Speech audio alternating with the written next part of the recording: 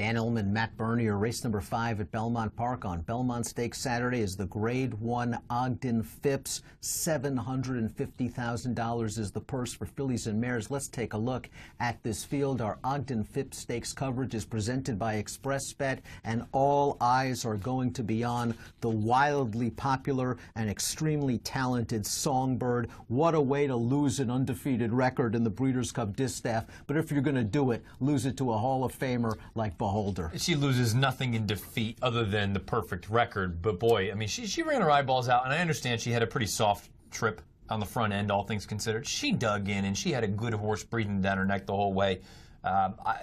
You know, the thing of it is, if she comes back as good as we last saw her, she's going to win.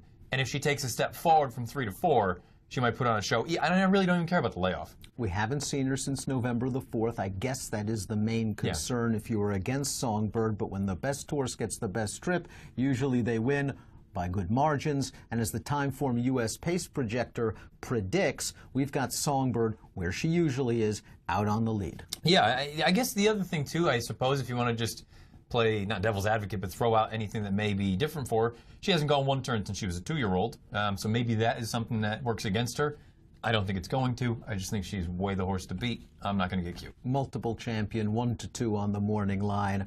Her record speaks for itself. You guys don't need us to tell you that Songbird is way the horse to beat and the most likely winner perhaps on the entire weekend. But there are some other good horses in this race. Chad Brown is the number 2 paid-up subscriber. This is a graded stakes winner in her own right, and she sold for $1.1 million at November. She ran 3rd in the Madison. She ran 4th in the La Troyenne. The La Troyenne was a race where I thought she had some sneaky trouble. Yeah, she got bounced around there pretty good throughout. And the other thing, too, to keep in mind, she was kind of taken off the, let's say, the better part of the racetrack where you needed to be forward and you needed to be inside. She really wasn't either one of those. I have to be honest. I didn't love her last year.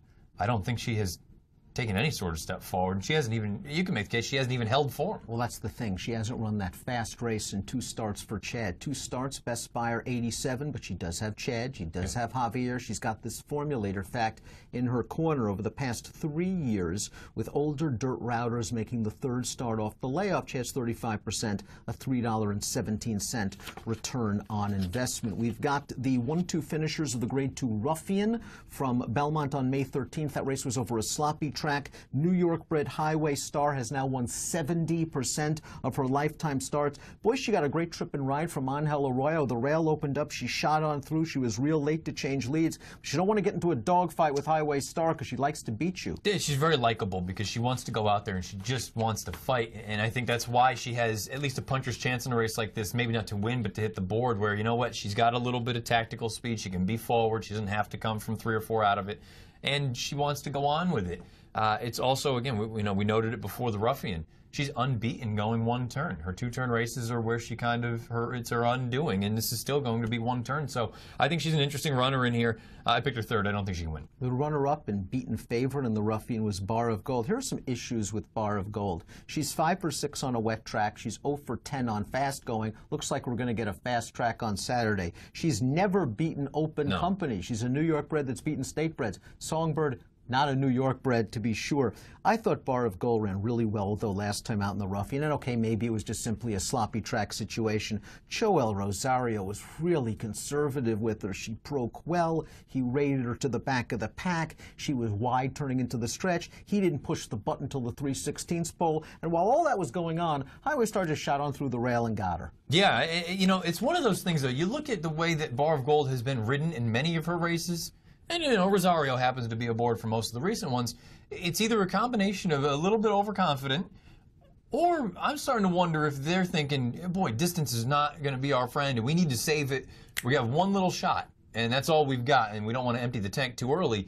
If that's the case at a mile on the 16th against better horses, I just don't like the way it sets up. Karina Mia tried Songbird in the Coaching Club American Oaks last year. She was coming into the race having won 4 of 5 starts. She gave a strong challenge to Songbird, and she was flicked away. And I wonder if that race took some of the starch out of Karina Mia, because in 4 starts since, she's been 3-1 or less in 3 of those races, and she's lost them all. Second off the layoff, she's catching Songbird off the bench. Maybe she'll be in closest attendance. She's a good filly, but Songbird had her number twice last year. Yeah, it's hard to see her turn turning the tables. I suppose if you are going to make a case for Karina Mia, though, second off the bench, and not only second off the bench, her return effort was against quality sprinters, older fillies. Wasn't embarrassed at all. Wasn't embarrassed, but also keep in mind, she was off the pace when it looks like speed was doing okay, and she was off the rail, and the rail was gold that day. You wanted to be inside. She was neither of those, and she still stayed on at the end.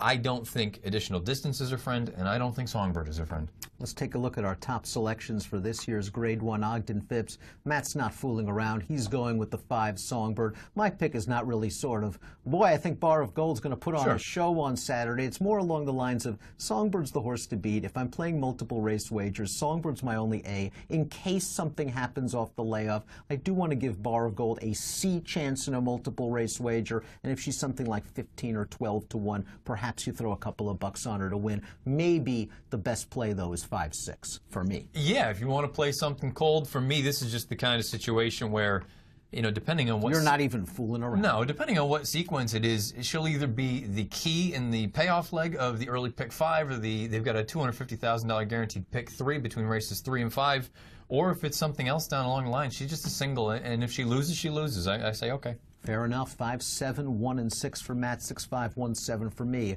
In the Grade 1 Ogden Phipps featuring the sensational Songbird, and post times at 1:52 Eastern on Saturday. Best of luck.